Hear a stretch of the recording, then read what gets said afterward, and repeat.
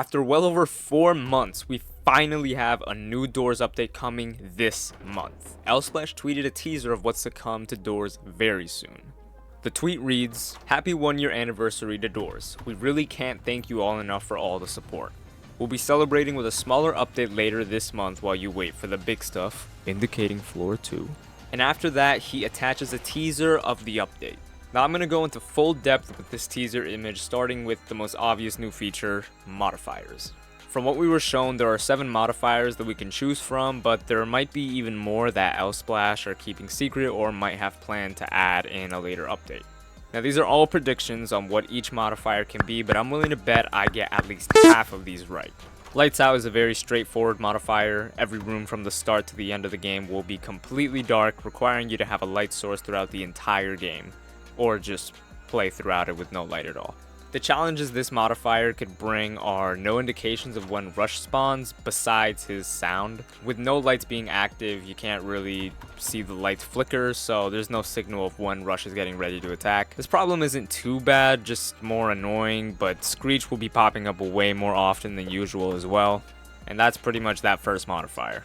Moving on to Rush Hour. I think we can easily assume this might be a modifier where Rush spawns in every other door. Every single door seems kind of impossible, with some rooms just being hallways with no hiding spots, so every other door seems more realistic. Wrong Numbers modifier will probably have dupe doors in every room or every other room. Basically, dupe's chances of spawning are highly increased. Now, I've seen that the I'm Everywhere modifier has left lots of people online confused on what it could be, but when I first saw it, I had a good idea exactly what it was. This could be a modifier with Screech spawning in every room or every other room, whispering to you constantly many times. It's a shot in the dark, but I think it's a pretty good explanation to this modifier. Always Watching is a clear reference to eyes. The modifier will probably work like the April Fool's mechanics, with eyes constantly spawning in through doors. Again, Back for Seconds was very obvious to me when I first saw it. Clearly a modifier with Ambush, maybe with Ambush completely replacing Rush's entity, so every attack is just Ambush, or it just raises the rate of Ambush spawning. And lastly, Rent Stew. Yeah, I have no idea what this is. Maybe a modifier where Jeff's shop prices are increased by a lot, making you want to get as many coins as you possibly can. Or you have to pay a certain amount of coins after every few doors you go through. I honestly have no idea.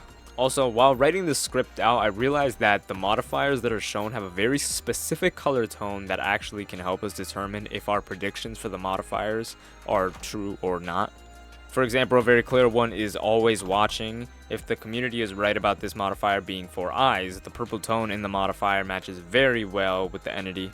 Again, Back for Seconds, it has a green color tone, just like our predictions for the modifier being for Ambush. A lot of these can help us confirm our different theories and what the modifiers will be like. So yeah, I thought that was really cool that I noticed. Now I want to move away from the obvious part of the modifiers, and I want to talk about the player list on the side. You can clearly see that there are 3 different games the player can join in. These are most likely quick join elevators that can show the time, how many players, and how many modifiers are on for that elevator. The first 2 elevators have modifiers enabled, while the last one does not, very clear by the little logo of the modifiers. What's interesting about this is that the middle elevator, there are 3 players displayed and a +2 more players indicator at the end. As of right now, Doors only has a maximum of 4 players in one game in public servers, so maybe they're upping the limit to elevators? Or this is just a VIP server where you can have games up to 12 players. Moving on from the elevators, there's 2 GUIs at the bottom of the teaser. The first one is probably a hide feature for the quick join elevators if you don't want it in the way. The second one looks like some sort of max player increase or decreaser.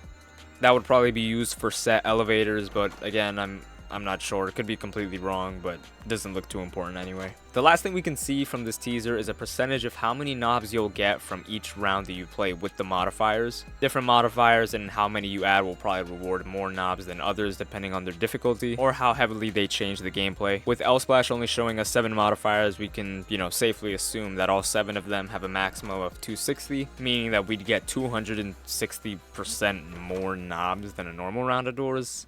It's a little weird. And that is pretty much everything you need to know about the new Doors update coming this month, August. Yes, this month. The next update after this should and hopefully will be Floor 2, and I just can't wait for what Elsplash is bringing to the game. For more Doors and Roblox news, as always, scroll down, hit the subscribe button with notifications so you're the first person to know about anything new. And yeah, hope you guys enjoyed, and thank you for watching.